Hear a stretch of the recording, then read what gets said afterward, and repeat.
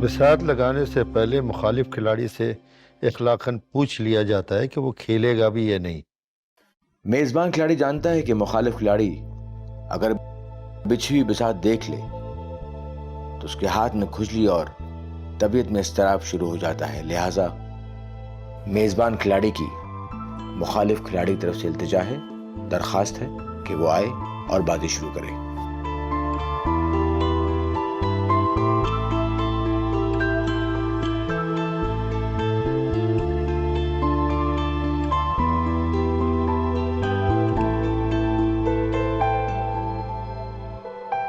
बिना पिछले रवैये के माजरत की।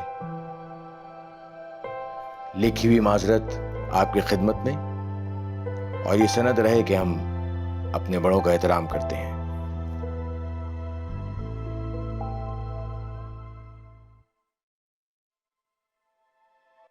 है मशकूर मियाँ,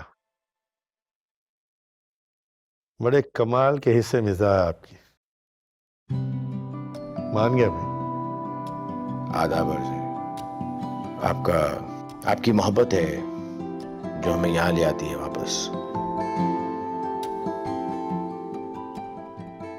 बातें शुरू करने से पहले मुझे ये बताइए कि जमशेद मियाँ दाखिले दफ्तर हो गए?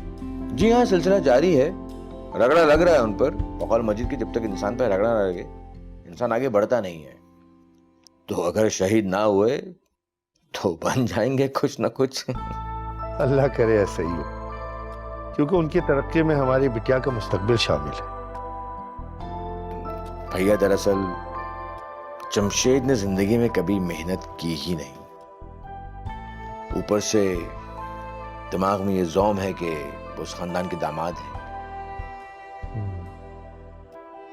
लेकिन थोड़ा एहतियात से मशहूर मिला, कहीं ऐसा ना हो कि मौसूफ रस्सी तोड़ाकर भाग जाए। नहीं भागेगा। मैंने बहुत मराद दे रखी है उसको।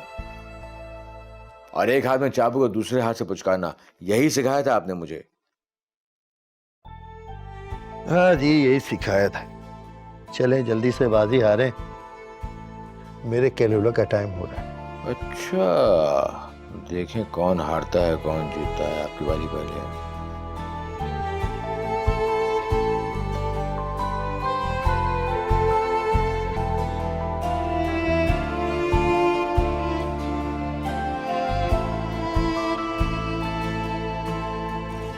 मम्मी, अल्लाह अल्लाह करके तो जमशेद ने नौकरी पर जाना शुरू किया था।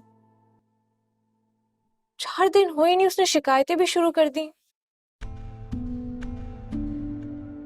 मुझे नौकर समझ लिया है, क्लर्क बना के रखा हुआ है। ऑफिस से घर आता नहीं और शिकायतों का ढेर लेकर बैठ जाता है। मैं भी एक कान से सुनती हूँ और दूसरे कान से निकाल देती हूँ। कुछ दिनों की बात है बेटा, आदत हो जाएगी तो सब ठीक हो जाएगा। रोहेल से कहेंगे कि जरा उसका ख्याल करे। यही तो नहीं करना है अम्मी। उसको घर बैठकर खाने की आदत हो चुकी है। उसको जरा बाहर धक्के खाने दे। अच्छा थोड़ी लगता है कि घर के दामाद के साथ नौकरों जैसा सलूक किया जाए। ऐसी कोई बात नहीं है। काम हर कोई करता है और काम में कैसी शर्म। अच्छा, उसे हमारे पास भेजना, हम समझाएंगे। अम्मी, उसकी समझ में कुछ नहीं आता है। उसको नजर आता है तो सिर्फ शॉर्टकट। मेहनत से भागता है वो। तो बहुत खुश हूं कि रोहेल भाई ने उसको ऑफिस बिठा लिया। कुछ दिनों में खुद ही कारोबार का बुखार सर से उतर जाएगा उसके। देखो बेटा, एक बात कहें, बुरा मत मनाना। अगर तुम लोग औलाद प्लान नहीं करोगे ना तो उसको हरगिज भी अपनी जिम्मेदारियों का एहसास नहीं होगा, क्योंकि एक बाप अपनी औलाद के लिए किसी और तरह सोचता है। वो इस पर भी तो नहीं मानता ना, और मैं जानती हूँ क्यों। क्योंकि उसके सर पे जिम्मेदारी पड़ जाएगी।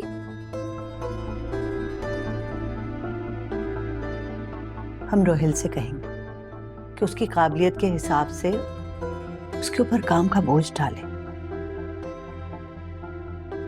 अम्मी मेरी किस्मत खराब थी जो मुझे ये शख्स मिला है। बेटा, मायूसी गुनाह है।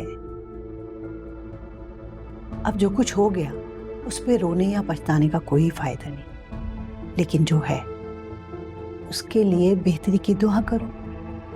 बंदा तो खुदा से मांगता ही है अम्मी, लेकिन बंदा खुद भी तो कुछ करे।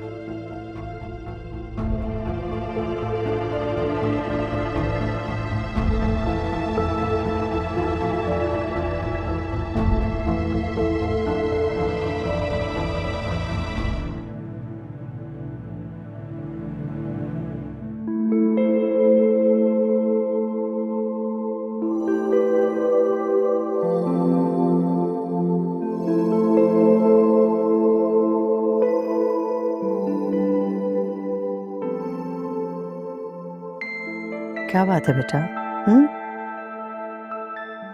बस अम्मी,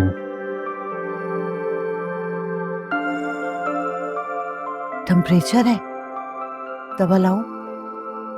नहीं नहीं, वो वैसे ही काम का लोड बहुत ज़्यादा था, बहुत थकन हो रही है। कमरे में जाने की हिम्मत नहीं थी तो बस यहीं पे बैठ गया। कुछ खाया है? खाना खाया? भूख नहीं है।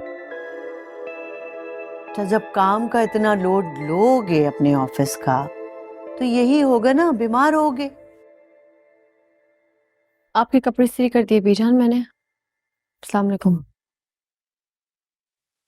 बेटा, रोहेल की ना तबीयत कुछ बोझल बोझल सी है, तो एक काम करो, वो अदरक वाला कहवा बना के ला दो जरा। जी नहीं नहीं, मेरी बिल्कुल भी तबीयत ख़राब नहीं है। बल्कि आप आए यहाँ बैठे, मुझे आप दोनों से एक बात करनी है। आप प्लीज़ बैठे यहाँ पर।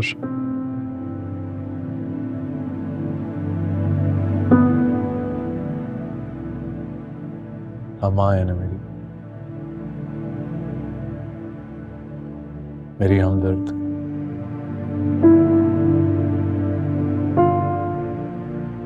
फिर भी अम्मी, आप अपने दिल की बात मुझसे क्यों नहीं कह पाती?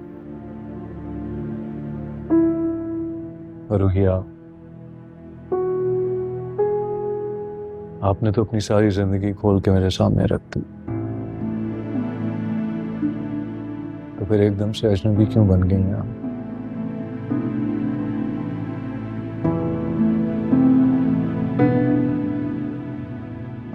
ऐसा क्या हो गया कि सब कुछ ही बदल गया?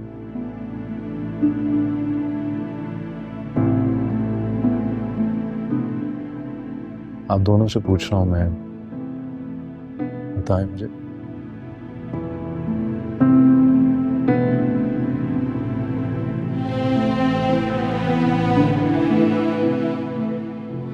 ठीक है।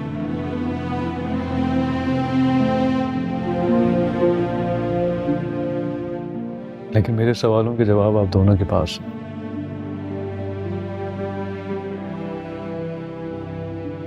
चाहे तो आज बता दें और चाहे तो कभी दें।